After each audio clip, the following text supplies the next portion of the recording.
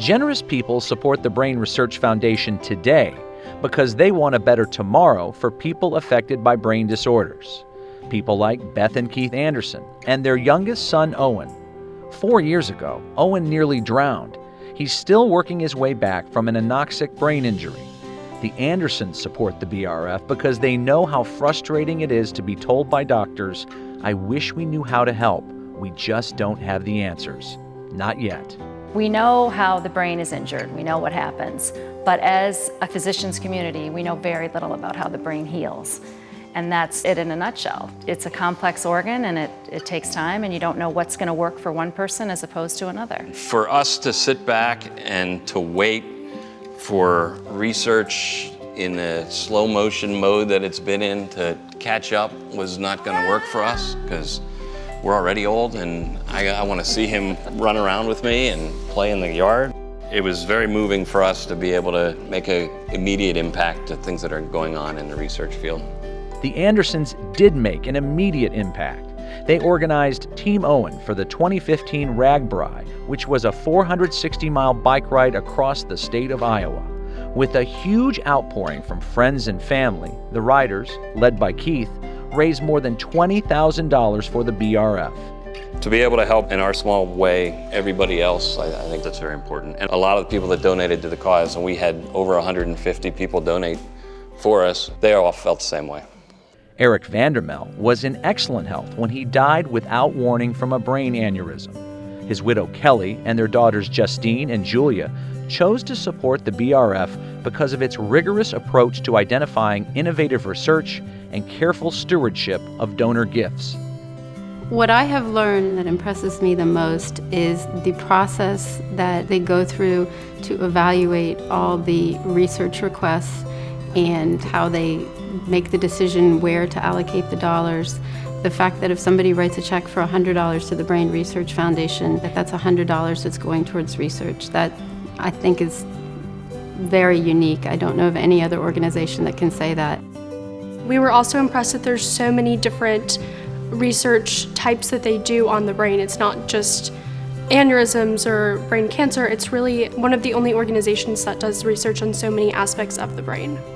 Justine Vandermel admires the researchers that the foundation funds. She said she's inspired by their dedication.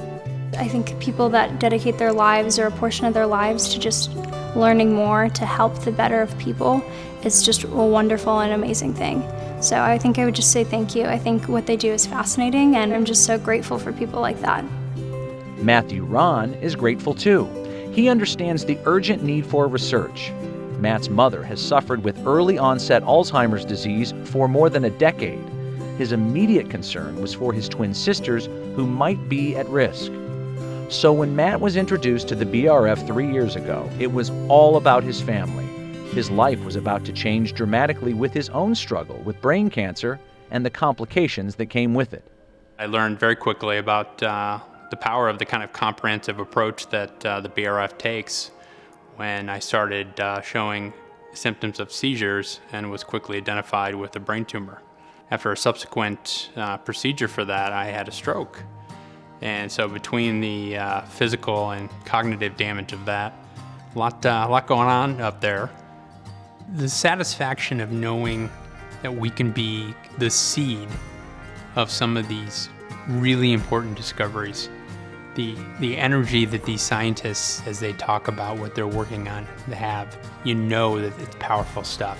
We talked to Dr. Jay Gottfried, who further explains how many neurological disorders are interrelated and why the BRF supported Gottfried's project on understanding the sense of smell. His lab at Northwestern University is obtaining answers that could help Matt, his sisters, and millions more. The research we do on the human sense of smell has really fascinating implications for different neurological diseases. If you take things like Alzheimer's disease, Parkinson's disease, schizophrenia, Huntington's disease, many of these disorders begin with deficits in the ability to smell. Even before the overt symptoms of memory loss, for example, would ever emerge. I count myself really fortunate that we were able to take this $40,000 seed money from the Brain Research Foundation and parlay that into a $1.5 million NIH research grant. For me, that's an amazing return on investment, and it's really credit to the support I received from the Brain Research Foundation, who had the foresight to be funding these smaller studies with the expectation that some of them would pay off handsomely. Innovative research designed to make a real difference. Inspired researchers working diligently for breakthrough results. This is what the BRF supports. We will be part of the advancement of understanding the brain and part of the foundation that will be built for new treatments and curing neurological disorders. For more than 60 years, the Brain Research Foundation has been supporting research and researchers, building on discoveries that will help those with devastating neurological disorders. The answers are out there. We just need to persevere. Let's continue funding innovation today for a better tomorrow. Together, we will meet the challenge. Thank you.